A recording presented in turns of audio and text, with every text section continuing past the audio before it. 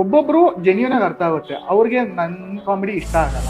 ಕೆಲವೊಬ್ರಿಗೆ ನೀವು ಪ್ರಪಂಚದಲ್ಲ best comedy ಅಂತ ತಂದು ಕೂರ್ಸಿದ್ರು ಅವ್ರ ಆತ್ಮ ಆಲ್ರೆಡಿ ದೇಹ ಬಿಟ್ಬಿಡಿರುತ್ತೆ. ಒಬ್ಬ ಅಂಕಲ್ ಬಂದು ಕೂತಿರೋ ಇಡೀ ಶೋ ನಗ್ತಾ ಇಲ್ಲ, ಟೆನ್ಷನ್ ಅವ್ರಿಗೆ ಅರ್ಥ ಆಗಿರಲ್ಲ.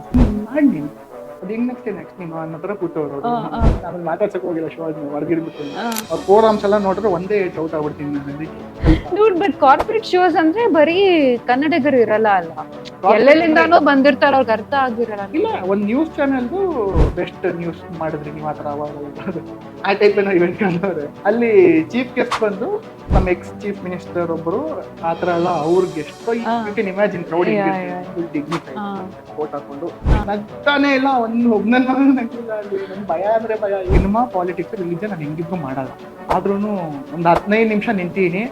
ಒಂದ್ 4 ಜನ ಆಂಟಿದಿರು ಪಾಪ ಮಗು ಎಲ್ಲಿ ಬಂದಿದೆ